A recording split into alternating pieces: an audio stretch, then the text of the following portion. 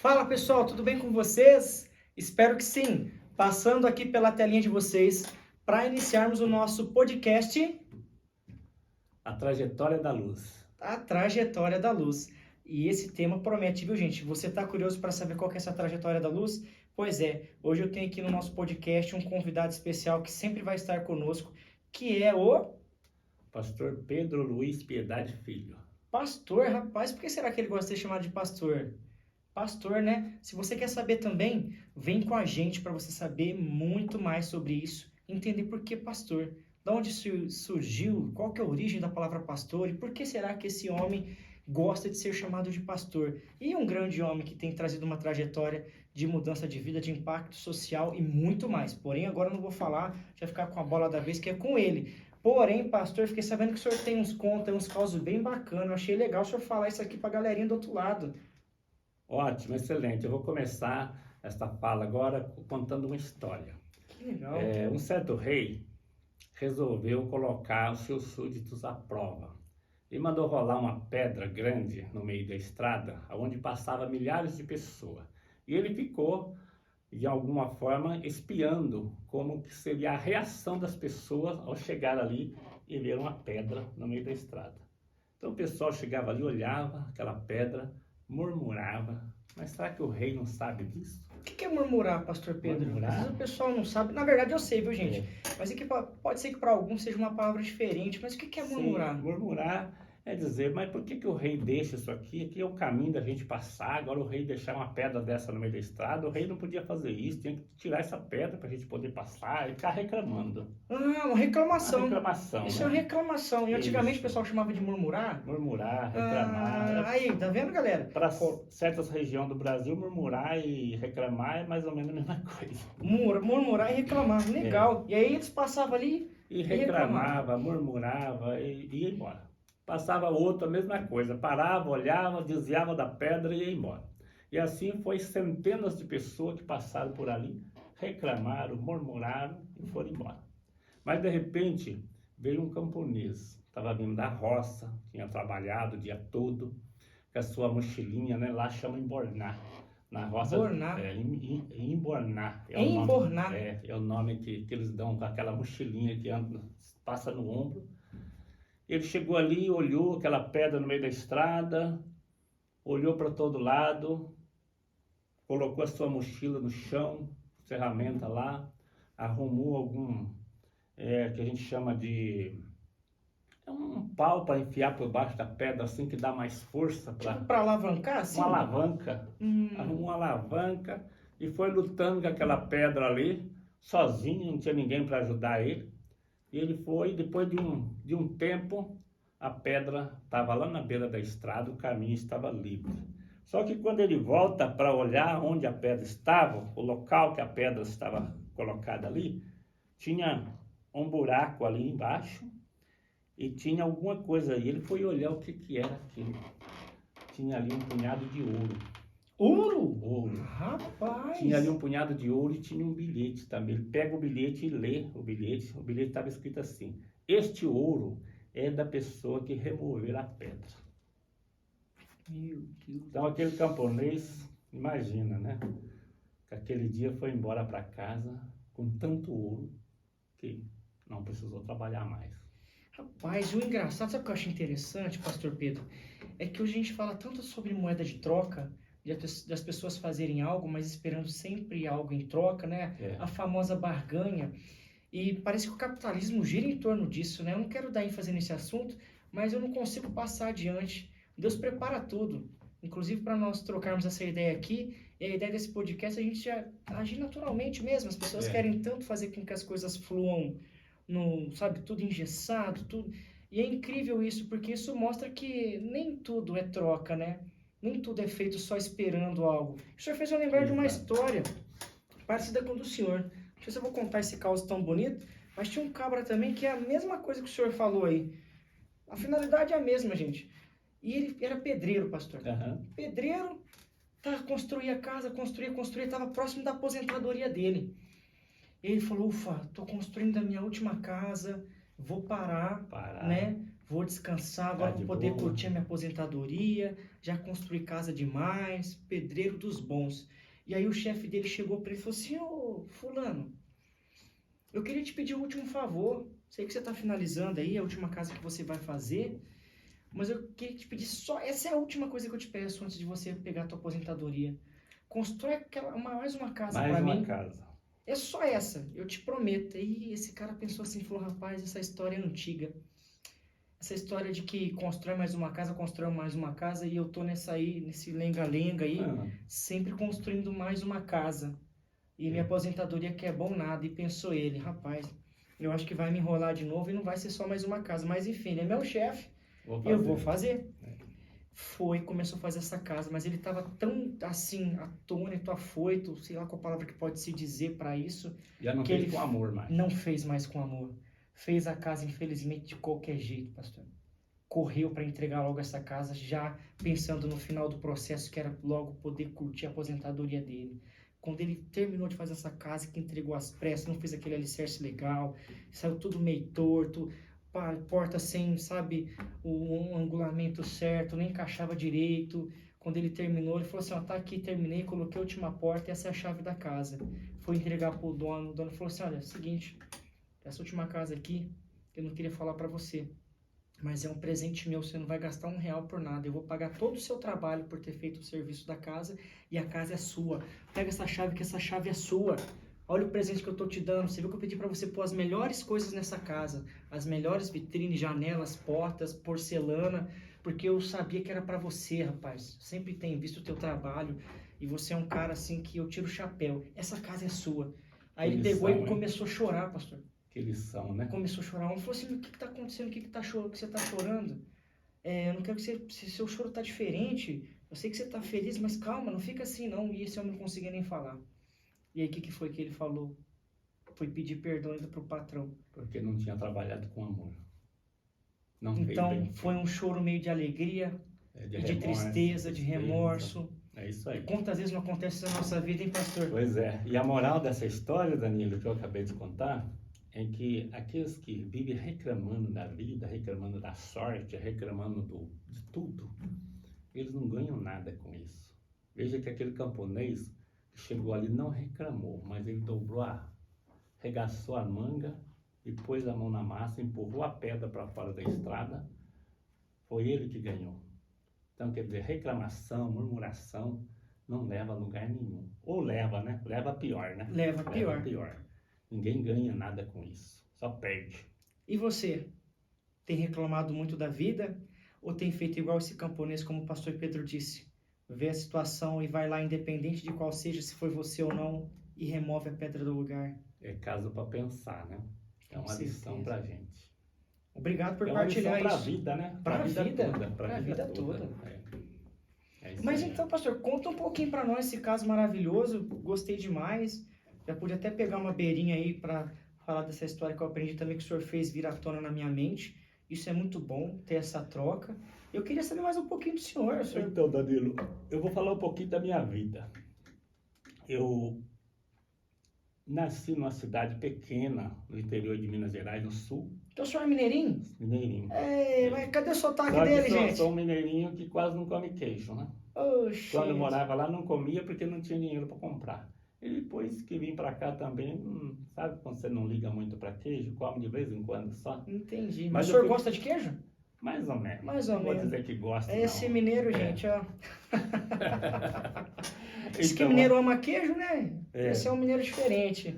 Que legal. Mas uma cidade pequena, que quando eu morava lá, ela tinha 24 mil habitantes. Mas depois emancipou um bairro com 5 mil habitantes, ela diminuiu e hoje ela tem 17 mil e pouco. O senhor morava na cidade, nesse Não, morava interior? na roça, 10 quilômetros longe da cidade. Meu pai tinha um pequeno sítio. Sou de uma família de 14 irmãos. Eu sou o 7º, tem 7 abaixo de mim. Rapaz, desculpa falar a pergunta aqui, só entre nós aqui, que o pessoal não está ouvindo. O povo danado gostava de fazer fitness, né? Quando não tinha televisão, pastor? Não tinha Com televisão. todo respeito, viu? Porque, rapaz... Não tinha televisão e não tinha anticoncepcional, né? Aí, ninguém conhecia A gente faz a brincadeira, mas olha aí. Ninguém, pelo menos naquela época, ninguém conhecia anticoncepcional, nem sabia o que era isso. Olha Principalmente quem morava na roça, né?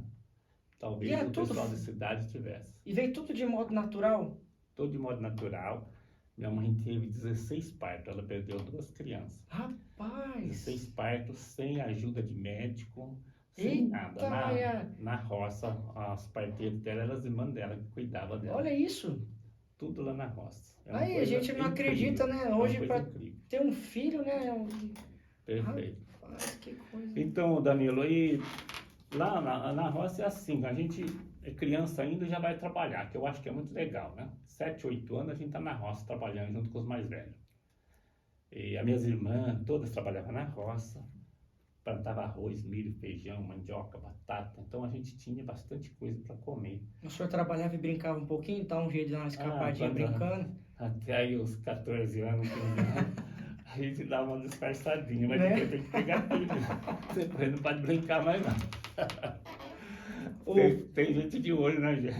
O pai do senhor ficava lá também, não? Não, meu pai foi um homem muito bom. Criou essa turma de filhos e ficou apenas 37 anos casado. Ele casou com 37 anos e conviveu 37 anos com a minha mãe e faleceu. E nesses 37 anos ele deixou 14 filhos. Hoje eu nem sei falar quantos netos ele tem, mas tem muito neto. Mas Desculpa meu pai faleceu há muito tempo. Mas faleceu do quê, pastor Pedro? Ele faleceu provavelmente de um infarto. A gente não sabia, faz 42 anos, não fez laudo, não fez nada, mas provavelmente, porque ele estava bem trabalhando e de repente caiu, passou mal e morreu. E, aos 18 anos de idade, eu saí da roça, fui para a cidade. Sabe quando o menino começa a pensar assim, aqui eu não tenho dinheiro na mão, não tenho nada. Se eu resolver casar, como que eu vou fazer? Já bateu essa preocupação com essa idade? Preocupação, né? 17 anos, estava preocupado, aí com 18 anos fui dispensado do quartel e saí fora da roça. E não deu vontade de ir pro quartel, não? 18 anos? Deu vontade sim, mas fui dispensado. Por fazer parte da área rural, trabalhando na roça, fui dispensado. Fui morar em São José dos Campos. Lá entrei na GM, trabalhei lá 2 anos. A GM é a General Motors da Chevrolet? Da Chevrolet. Rapaz, que legal. O senhor trabalhava em qual área lá na General Motors? Trabalhei na área de usinagem. Então conheço... Torno, mexia com torno. Fresa, retífica, furadeira. Tudo de precisão, hein? Montagem de motor. Então o motor eu conheço todas as peças dentro do motor. Hoje eu não sei falar o nome de todas, mas até pouco tempo atrás eu sabia falar o nome de todas as peças que vai dentro do motor. Então se o senhor ouvir um barulhinho diferente, já sabe que o carro não tá legal. Mas também tantos anos, né? Que legal, rapaz. Depois em 75 vim para Campinas. 75, 1975. Exato. Tinha uma turma de primo meu, rapaziada da minha idade, e começaram a me incentivar. Vem pra cá, aí você tá sozinho. E eu acabei vindo pra Campinas. E essa história de ter um monte de mineiro aqui em Campinas, será que é verdade mesmo? Tem muito. Olha só. Mas não é só mineiro não, tem do país inteiro. Tem tudo aí. Tem de tudo. Que legal. A senhora virou campineiro então, em 1975 eu cheguei em Campinas. Eu nem nascido era, gente, sou de 87, nem nascido era quando eu vim pra Campinas. Nem imaginava nascer. Eu já estava trabalhando. Aos 20, cheguei aqui, né? Encontrei a menina mais bonita do mundo. Rapaz! Que é a Mercedes. Dona Mercedes. Aqui na região foi a primeira namorada minha. Tinha umas namoradinhas lá em Minas, mas... Não é aquela coisinha bobinha. Assim, né? Nada sério. Mas essa coisa que o senhor fala de nada sério é aquela coisa de troca de olhar, né? Eu falo porque o povo de hoje, acho que pra eles, quando eles ouvem nada sério, é que já beijou na boca, já... fez alguma coisinha assim, se nada sério era só aquela troca de olhar, aquela coisa mais ingênua. Bater aquele papinho, mas nada... Olha que legal. Já assumir um compromisso de verdade, né? Olha, isso é muito bacana, viu, gente? Porque hoje mudou muito as coisas, né? Quando as pessoas falam nada sério, né, do pessoal da época do Pastor Pedro, é o nada sério de conversar para levar algo mais, né, afinco, pensar como esposa. Que bacana, pastor. Daí comecei a namorar, eu estava com 22 anos. Não tinha 22 direito ainda, comecei a namorar com a Mercedes. Quando eu tinha 23, antes dos 24, já me casei com ela. Tipo, foi o quê? Um ano e meio, mais ou menos, de namoro? Noivado, e noivado? Noivado foi quanto tempo, mais ou menos? Entre namoro e noivado foi 1 ano e 8 meses. Que legal. 1 ano e 8 meses. Casamos. E nessa época o senhor ainda trabalhava na... Já estava na Bosch. Então o senhor, quando estava lá em São José dos Campos... Em São José dos Campos, mudei para Campinas, pedi a conta lá e ia embora. Pediu a conta lá? Pedi a conta lá e o senhor gostava lá? Gostava muito, mas algo me chamou para cá. Olha isso. O que não tenho dúvida que foi uma direção de Deus na minha vida. Inclusive, quando eu estava para vir para cá, fiquei preocupado, né? Porque eu gostava demais de trabalhar na empresa lá. Ganhava bem. Eu, menino novo, tinha saído da roça, pouca cultura. Então, para mim, era um empregão. E eu fui orar a Deus, né? Sobre essa decisão. E Deus usou uma pessoa e falou comigo: venha para esta cidade, que aqui eu vou abrir as portas, material e espiritual. Então aí eu não tive dúvida mais. Pedi a conta e vim embora para cá. O senhor sentiu alguma coisa quando a pessoa falou? Aquela coisa que o pessoal fala, daquele arrepio, aquela coisa assim? Senti algo maravilhoso.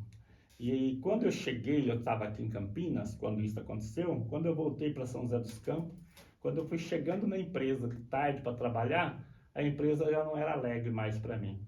Já saiu do meu coração. A empresa já estava assim, meio cinzenta. Olha isso.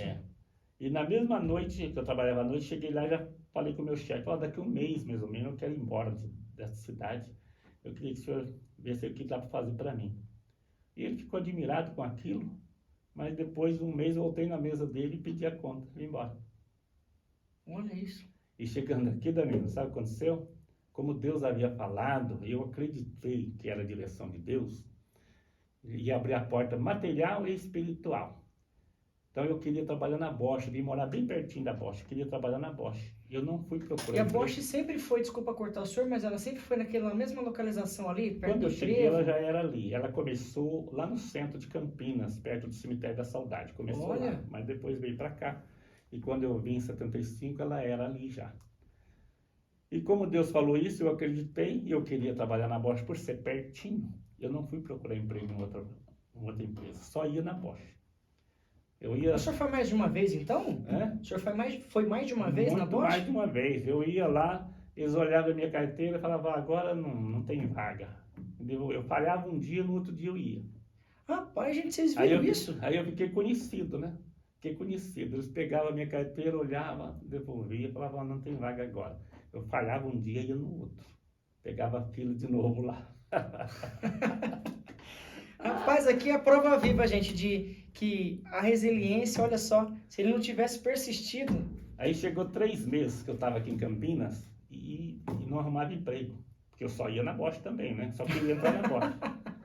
3 meses... Sabia do que queria, né? Indo lá 2, 3 vezes na semana e nada. Sabe o que eu fiz? Falei: eu vou orar mais. Entrei num jejum 3 dias.